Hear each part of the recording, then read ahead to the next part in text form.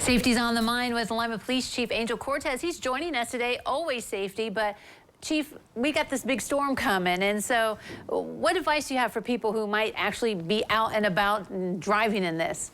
Well, preferably, the first thing they do is just stay at home, right? But if they need to get out, just let people know that you're getting out and where you're going, so in case you don't come back in time, they know to look for you or to call us. Just take it easy, take it slow. There's no need to try to get there in a hurry because you might not get there at all. We'll have to come and rescue you, so just be cautious.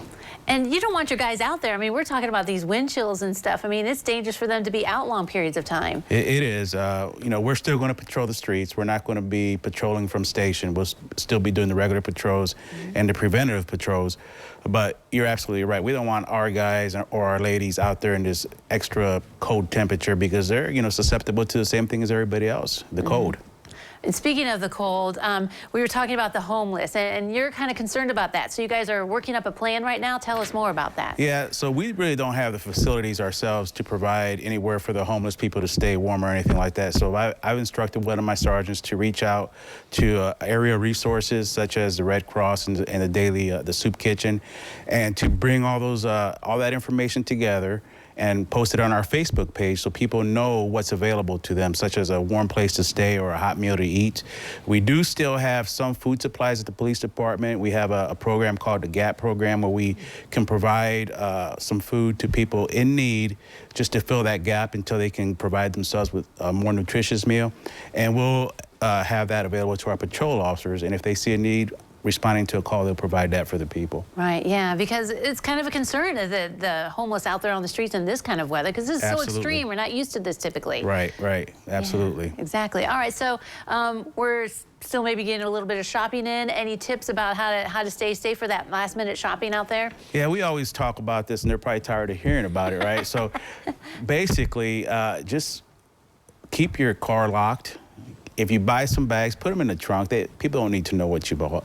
Be cognizant of your surroundings, right? Make sure that you know where you're at. Don't get your head out of your cell phone. Look up and look around while you're walking. Just be safe.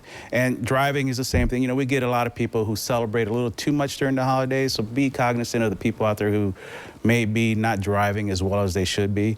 And be cognizant of your friends and your neighbors because, again, alcohol influences a lot of things, bad things, which include violence. So if somebody is in a situation where they're in a violent situation, they may be trying to send you a signal or something asking for help. So just keep your ear open for that as well.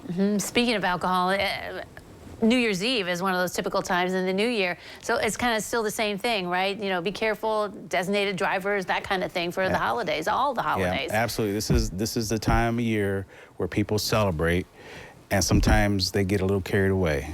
And then that's where we come in. And we'll deal with them as we normally do, but the main thing is we want to keep those who are playing it safe.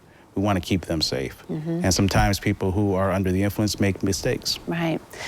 We're talking about Christmas and people opening gifts and stuff. I know in the past you guys have given tips like, you know, don't throw out the boxes that show like, hey, you just got a new TV and stuff like that. Right. Try to make sure that doesn't stay out too long and keep it with your trash day and that kind of thing because you don't want to get robbed. Right. And, you know, if you can break it down, break it down. The other thing is, we all love Christmas lights, right? And we like to light up our houses and stuff, but sometimes you light up your house so much with these lights, people can actually see what you have in your house, your Christmas presents under the tree or your new gifts.